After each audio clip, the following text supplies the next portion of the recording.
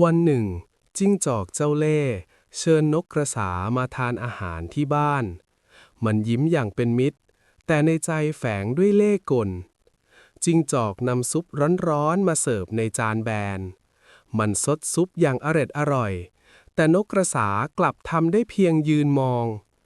นกกระสาพยายามใช้จะงอยปากยาวๆแต่ก็ไม่อาจกินซุปจากจานแบนได้มันรู้สึกเสียใจแต่ยังคงนิ่งเงียบวันต่อมานกกระสาเชิญจิ้งจอกมาทานอาหารที่บ้านบ้างจิ้งจอกรับคำเชิญด้วยความมั่นใจนกกระสาเสิร์ฟซุปในเหยือกคอยาวมันกินได้อย่างสบายแต่จิ้งจอกกลับไม่อาจแตะต้องซุปนั้นได้เลยจิ้งจอกหน้าแดงด้วยความอับอายมันเริ่มเข้าใจในสิ่งที่ตนเคยกระทำกับนกกระสาจิ้งจอกก้มหน้าขอโทษและเรียนรู้ว่าการเอาเปรียบผู้อื่นย่อมนำกลับมาสู่ตัวเราเองคติสอนใจจงปฏิบัติต่อผู้อื่นด้วยความจริงใจเพราะสิ่งที่เราทำต่อผู้อื่นย่อมสะท้อนกลับมาหาเราเสมอมีเด็กชายคนหนึ่งทำหน้าที่เลี้ยงแกะอยู่บนเนินเขา ทุกวันเขาต้องคอยเฝ้าดูฝูงแกะไม่ให้หมาป่ามาทำร้าย แต่วันแล้ววันเล่าไม่มีอะไรเกิดขึ้นเลย เด็กชายเริ่มรู้สึกเหงาและเบื่อมาก เด็กชายพูดกับตัวเองเฮ้อไม่มีอะไรสนุกเลย เด็กชายตะโกนเสียงดังช่วยด้วยหมาป่ามาแล้วชาวบ้านพูดจริงเหรออยู่ไหนเด็กชายหัวเราะ แค่ล้อเล่นครับเด็กชายโกหกแบบนี้อีกหลายครั้งชาวบ้านเริ่มไม่เชื่อเขาแล้วชาวบ้านพูดเด็กคนนี้ชอบโกหกอย่าไปเชื่อเลยเด็กชายร้องไห้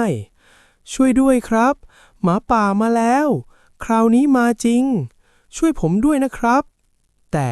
ไม่มีใครขึ้นมาเลยเพราะเด็กชายโกหกบ่อยครั้งเมื่อพูดความจริงก็ไม่มีใครเชื่อเขาอีกแล้วเด็กชายพูดเบาๆผมจะไม่โกหกอีกแล้วคติสอนใจคนที่พูดโกหกบ่อยแม้พูดความจริงก็ไม่มีใครเชื่อกาลครั้งหนึ่งนานมาแล้วในสระน้ำแห่งหนึ่งมีกบฝูงหนึ่งอาศัยอยู่พวกมันใช้ชีวิตอย่างสงบสุขไม่มีใครมาบังคับไม่มีใครเป็นเจ้านายกบตัวหนึ่งพูดว่าพวกเราไม่มีผู้นำเลยดูไม่เป็นระเบียบกบอีกตัวพูดน่าจะมีนายมาปกครองพวกเราบ้างนะเราจะได้ยิ่งใหญ่เหมือนสัตว์อื่นเทพเจ้าจึงส่งนายมาให้กบตู้มกบร้องโอ้ยน่ากลัวจังเมื่อเวลาผ่านไปกบก็รู้ว่าท่อนไม้ไม่ทำอะไรเลยกบหัวเราะนี่หรอนายของเรามันไม่เห็นน่ากลัวเลยกบไม่พอใจ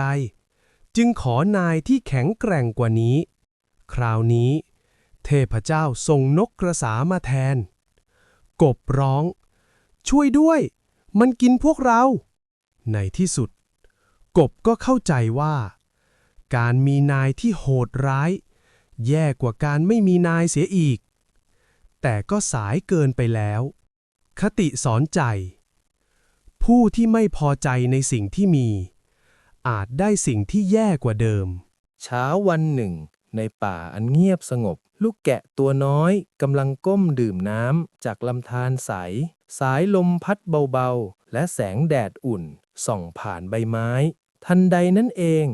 หมาป่าตัวหนึ่ง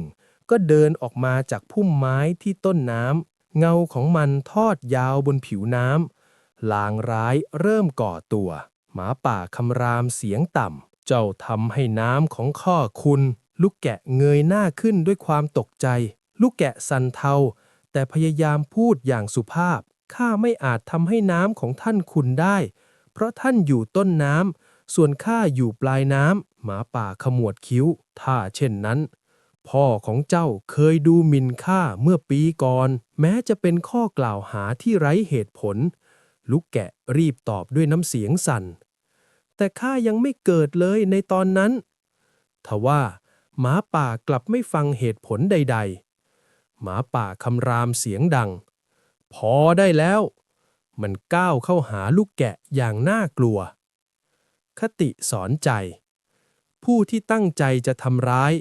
ต่อให้ความจริงชัดเจนเพียงใด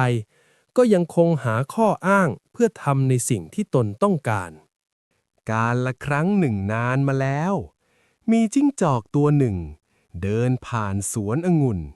ในวันที่อากาศร้อนและหิวโหย ทันใดนั้น จิ้งจอกก็เห็นพวงองุ่นสีเขียว ดูสดใสและน่ากินมาก จิ้งจอกน้ำลายไหลด้วยความอยาก จิ้งจอกพยายามกระโดดขึ้นไปเก็บองุ่น แต่ไม่ว่าจะพยายามสักกี่ครั้ง ก็ยังเอื้อมไม่ถึง เมื่อพยายามอยู่นาน จิ้งจอกก็เริ่มเหนื่อยและท้อใจ มันนั่งลงและถอนหายใจ จิ้งจอกพูดกับตัวเองว่าองุ่นพวกนั้นคงยังไม่สุกหรอก ฉันไม่อยากกินมันหรอก นิทานเรื่องนี้สอนให้รู้ว่า บางครั้งเมื่อเราไม่ได้ในสิ่งที่ต้องการ เราอาจพูดปลอบใจตัวเอง แทนที่จะยอมรับความจริง